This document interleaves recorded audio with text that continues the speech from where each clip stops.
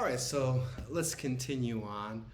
Uh, we're going to talk about pragmatic meaning making. If all we had was semantic meaning making, we might think that communication was just a matter of hearing a word, looking up its meaning in the dictionary, and then piecing it all together. But if you actually listen to people and how they communicate, that's really not at all what's going on, not in their minds or in the way that they use speech. And so pragmatics kind of gets at how we use multiple different social constructs to piece together our understanding and the meaning of verbal communication that we're engaged in.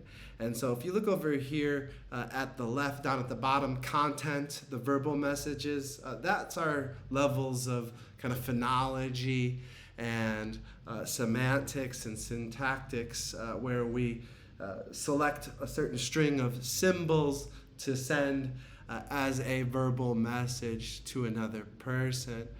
But verbal communication, is episodic. It goes over a long period of time, and it's often conversational back and forth. And we are constructing the meaning of that verbal communication as we interact with another person. And so pragmatics imagines that the content is being shared within multiple contexts, and those contexts contribute to our understanding of what was meant by what was said. Oftentimes we say more, flip that. Oftentimes we say less than what we mean, right? And we say things that don't mean what they literally say. And we'll try to illustrate these in the next series of slides. So there's the content, and the content happens within the context of a speech act. So there's something your partner might say, a verbal message. You've been going out a lot at night, right?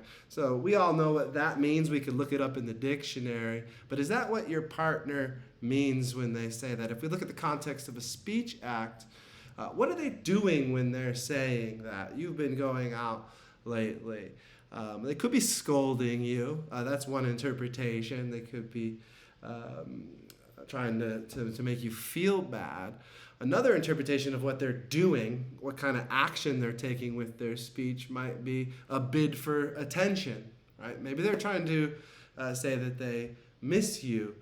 You wouldn't know that based on the words they said, but you would know that based on the speech act. Right? Social context also contributes to our understanding of verbal communication. So where is this taking place? What are the kind of rules and norms of behavior for this certain social context? What roles do people play in this social context? Relational deals with the context of meaning between people. We have a relationship, we have trust, we have understanding, we have obligation, we have history, we have different roles that we play as we interact with each other.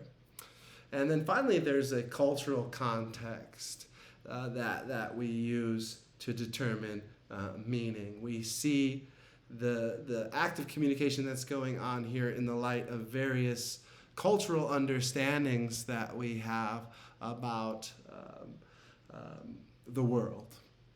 So we'll get into these in a little bit here, but I want to try to dig a little further into the idea of how we use more than just semantics when we are making meaning. We use pragmatic meaning making as well.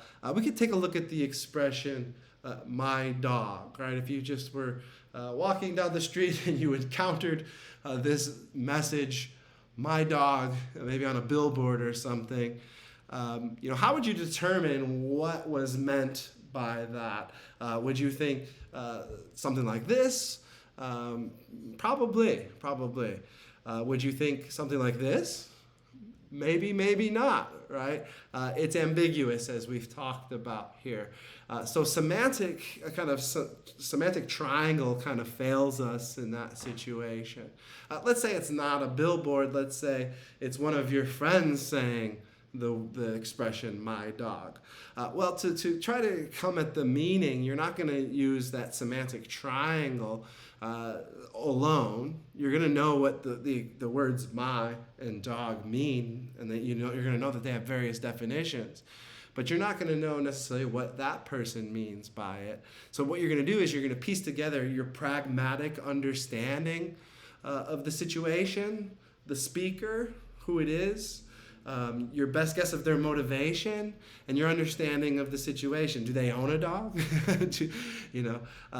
So it's say the speaker's me. You know that I'm allergic to dogs. You also know that I have a profound respect for American rapper Snoop Dogg, and so you know that I mean the latter here, right? When I'm saying my dog, right? So you get what I'm getting at here. We're piecing together the meaning of words from a bunch of different bits and pieces of information that we draw from various contexts. Let's try to illustrate this even further in an extended example of pragmatic meaning making. I really like this.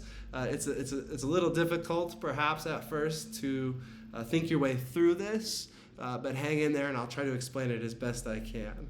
But here's an example that I drew from a researcher named Harold Garfinkel.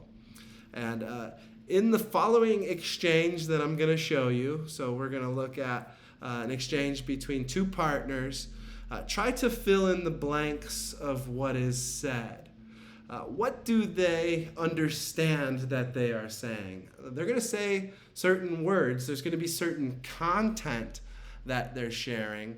I want you to go beyond just the literal interpretation of that content and try to figure out, what do you think they understand that they are saying? What do they mean by what they're saying? Try to unpack the larger meanings behind the words and think about their social situation and their relationship and what might be being communicated between the two of them. Okay, let's just jump right into it. So here we have partner one says, DJ succeeded in putting, it says was able, DJ was able. I'm going to keep going because I don't want to stop just because of an error. These videos take me a long time, so I apologize for the typo here. DJ succeeded in putting quarters in the parking meter today without being picked up. Okay, so say that one more time. DJ was able to put quarters in the parking meter today without being picked up. Partner two says back, did you take him to the grocery store? And partner one, that should say, I need to check these slides, sorry about that, said no, to the laundromat. Okay, so to repeat, DJ was able to put quarters in the parking meter today without being picked up. Did you take him to the grocery store? No, to the laundromat. Okay, why did this happen in this order? What are they getting at? Can you try to dig a little deeper into the meaning of why is partner one, saying this to begin with?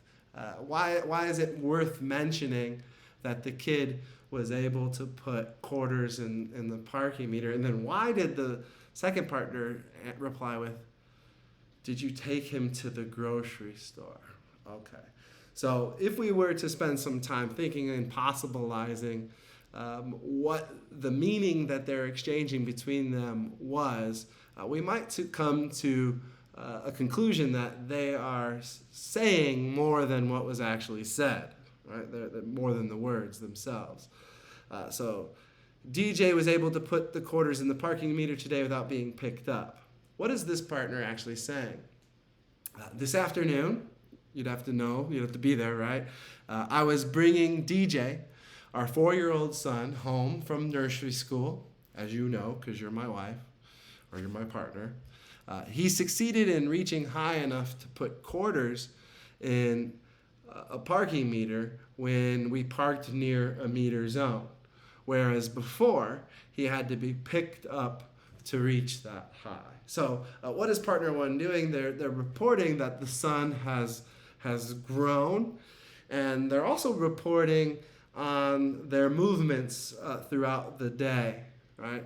To the other partner who knows that now, based on this, that they went somewhere where there was a parking meter and the son was with the partner. Right? And partner 2 says back, did you take him to the grocery store? It's a really interesting response. Why is partner 2 asking that? Well, if we dug a little deeper, spent a little time thinking about it, we might possibilize some conclusions. Since he put quarters in a meter, that means you stopped while he was with you.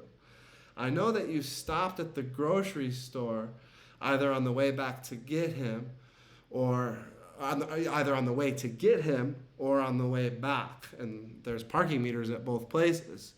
Was it on the way back so that he was with you? Or did you stop there on the way to get him and then somewhere else on the way back?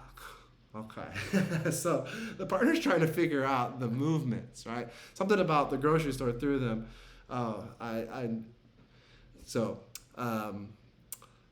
There you go. So they said a little bit, but they meant a lot more. And then partner 1 answers back no to the laundromat. No, I stopped at the grocery store on the way to get him, and I stopped at the laundromat on the way back. In addition to picking up food for dinner, do you remember that I also needed to pick up my suits?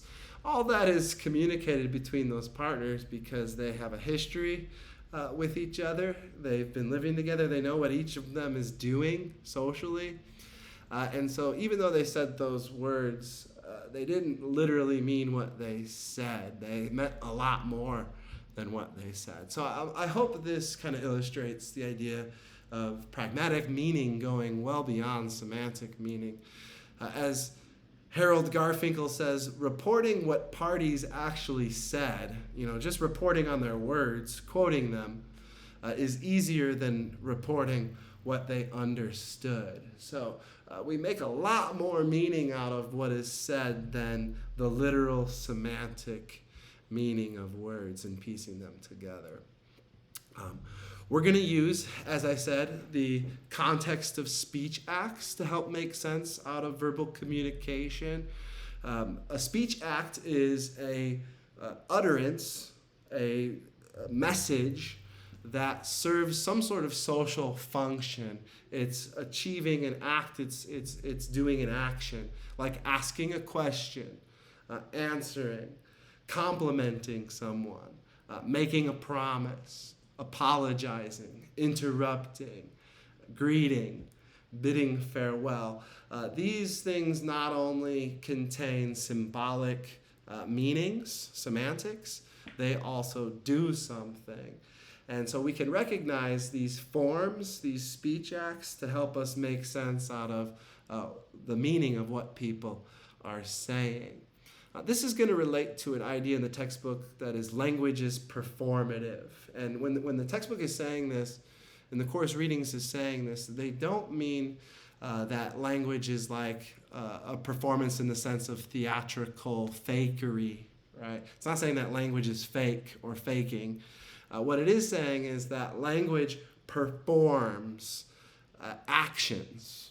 Language enacts certain things. When we say, for example, I do, that is a powerful pledge, a type of speech act that has more meaning than just the words I and do. It is the beginning of a part of someone's new life, maybe married together, or as a judge being sworn in to the bench. So language is performative because it performs actions and it enacts certain power structures. So we're going to use our ability to recognize speech acts to help us understand verbal communication. We're going to use the social context of the verbal communication. Where is it taking place? It's going to give us the norms and the rules to follow in that certain social situation.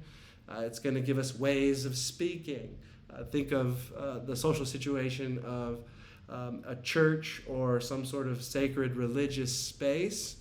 It's going to give each of us different sets of rules for how to act in there. Most likely, at least how I was raised, I'm going to lower my voice when I go into this space. And I'm going to speak probably more formally and use maybe less slang or swear words when I'm in that space. And then I'm going to expect certain types of communication to occur, preaching, communion, etc., etc. So there are certain social forms of speaking that will help us make sense out of the situation and the social context. The social context can help us determine conversational patterns or ways of speaking that are going to be used. The textbook talks about what's called adjacent pairs, and adjacent pairs would be like two speech acts that come together. So you do this, and I know that I need to respond in this way. You compliment me, I say, thank you. All right. Okay, so an adjacent pair is a pattern that allows us to make sense out of verbal communication. We're also going to use the context of our relationship between each other. Is it a romantic relationship? Is it friendship? Is it work relationship? So the relationship helps us understand the verbal communication. What's the type of relationship? What's your personal history together? You know, what are the things you've talked about before? What is the depth and breadth of the intimacy? Depth being we've shared a lot of different experiences and a lot of different messages. I messed that up. Breadth is we've shared a lot of different messages and we know a lot about each other in different topic areas.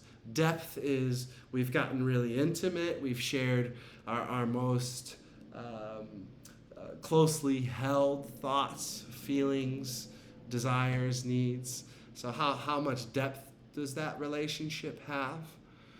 Verbal communication is also going to help us understand the relationship itself. So the relationship helps us understand what's being said, and the verbal communication is going to help us understand the relationship. We're going to always be looking for the content of what's being said, the content meaning, what was meant by the content, but also we're going to have a relational meaning from it. How am I being treated by this person right now?